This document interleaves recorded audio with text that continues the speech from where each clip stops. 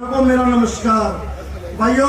पहले तो मैं आपको ये बता दूं, जो ये सरकार गुमराह कर रही है बार बार, वे सरपंच खाने के लिए फिरते हैं।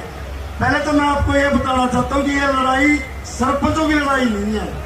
सरपंच तो हम अब हैं, आगे कोई और भाई बनेगा। ये लड़ाई है आपके गांव देहात को बचाने की लड़ाई, क्योंकि ये लोग हम लोगों में फूट डालकर अपनी पंचायती राज व्यवस्था को धीरे धीरे खत्म करना चाहते हैं। अब ये आप लोगों को गुमराह करेंगे तो आप भी खुश होंगे, ठीक है भाई, ये तो सरपंच आपके घर रण क्षेत्र भी रहा है, लेकिन ये आपको गुमराह करना चाहती है। आज से पहले कितने सरपंचों ने जमीनें खरीद ली भाई, जो सरपंच होने के बाद में कितने ने बंगले बना लिए। 60% की जमीन बिकती है बाद में। और ये नेता लोग एक विधायक बनने से पहले इनकी प्रॉपर्टी देखो और बाद में देखो हजारों करोड़ की प्रॉपर्टी मिलेगी इनकी। ये लोग हमारे समाज में फूट डालकर हम लोगों पर ऐसे ऐसे कानून थोप देते हैं, हमारी एकता न होने की वजह से। आप जब तक इन लोगों को नहीं समझोगे, ये ऐसे ही आप लोगों का मजाक बनाते रहेंगे और आप पे तरह तरह के कानून थोपते रहेंगे। पीछे सरकार ने एक कानून पास किया था, लिव इन रिलेशन का कानून। उस टाइम हमारे बुजुर्गों ने आवाज उठाई थी, खप्पों ने जींद के अंदर एक मीटिंग की थी, लेकिन कोई उनके साथ नहीं खड़े हुआ। आज उस कानून का आप देखो हर समाज के अंदर क्या प्रभाव पड़ा है। हर गांव के अंदर आप लोगों के सामने आने लगे वो केस। ये हर प्रकार के ऐसे ऐसे कानून थोपते हैं ताकि आपके समाज को कमजोर किया जा सके, आप लोगों की शक्ति को कमजोर किया जा सके। ये लोग देहात को इन लोगों ने निशाना बनाया। जब तक देहात मजबूत रहेगा कोई भी सरकार तानाशाही नहीं लागू कर सकती। ये लोग डरते हैं आपसे। किसान आंदोलन में इन लोगों ने देख लिया, ये इसलिए देहात को कमजोर करना चाहते हैं।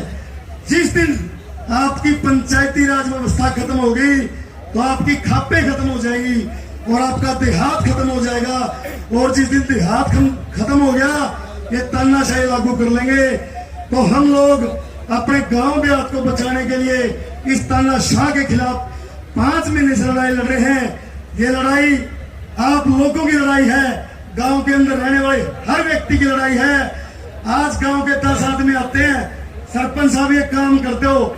सरपंच बेचारा मजबूर है, वो काम ही नहीं कर सकता, उसको अपने लोगों के सामने शर्मिंदा होना पड़ता है, क्योंकि पंचायतों के पास पहले बहुत ताकत थी। पंचायतें काम करवाती थी गांव में बढ़िया बढ़िया, लेकिन पंचायतों के हाथ बांध दिए। अब एक नया कानून लेकर आए पौंड अथॉरिटी का, तालाबों के ऊपर।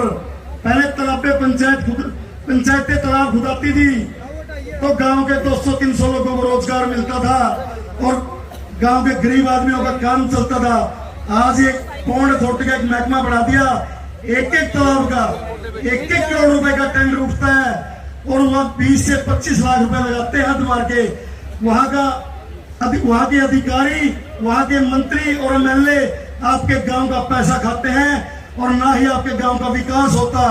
मैं आप लोगों से एक बात कहना चाहता हूं, लोगों, अगर ये गांव देहात बचाने हैं तो जागो आप लोग और अपनी पंचायतों का साथ दो। नहीं, हम तो अपना फर्ज निभा रहे हैं, हम तो चाहे 5 के 5 साल लड़े, अपनी पंचायतों को बचाने के लिए लड़ते रहेंगे। जब तक हम लोगों में ताकत है हम लड़ेंगे, 5 के 5 साल लड़ेंगे। और बाद में आप लोग अगर साथ नहीं दोगे तो पछतावे के सिवा कुछ हासिल नहीं होगा। आप लोगों के पास अब टाइम है, आप लोग अपनी ताकत पहचानो और अपनी पंचायतों को बचाने का काम करें। आगे कोई और भाई सरपंच बनेगा ताकि अपने अपने गांव का विकास कर सके। ये सरकार इतनी तानाशाह सरकार है। इस पंचायत मंत्री के बोल देखो, किसान आंदोलन में ये वही पंचायत मंत्री था जिसने किसानों को मां बहने को गाली दी। अब आपकी पंचायतों को चोर पुतले लगेड़े बोलने का काम किया। पूरे हरियाणा के सरपंचों ने कसम खाई है, भाई इस पंचायत मंत्री को जो पार्टी टिकट देगी उस पार्टी का पूरे हरियाणा की ग्राम पंचायतें बहिष्कार करेंगी। हम उस पार्टी को बिल्कुल भी साथ नहीं देंगे। पूरे हरियाणा की ग्राम पंचायतें आज हम मंच के माध्यम से सरकार को एक बात चेताना चाहते हैं।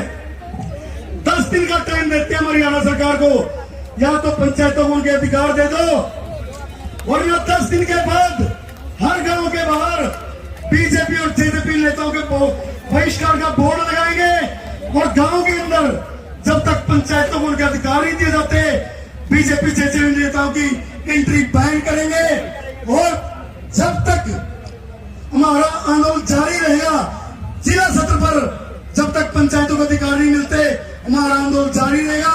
हम जिला सत्र अपनी एक्टिविटी करते रहेंगे और हम ये बीजेपी कहते हैं ना नहीं 2024 में एक बूथ 30 यूथ का काम करने का काम करेगी ग्राम पंचायतें 6226 की 26 ग्राम पंचायतें एकजुट है और 2024 में लोकसभा चुनाव के अंदर हम दिखा देंगे बीजेपी सरकार को इस मोदी का रात हरियाणा में रुकेगा।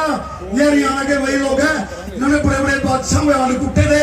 ये खट्टर तो चीज ही क्या है भाइयों, आप लोग हमारा साथ दो, हम लड़ते रहेंगे और 2024 तक आंदोलन ऐसे ही जारी रहेगा। साथियों हर सरपंच साथी का फर्ज बनता है अपने अपने गांव को बचाने के लिए। भाइयों मेहनत करो। अब भी कुछ साथी अपनी कमी दिखाने लग रहे हैं, मेहनत नहीं करते।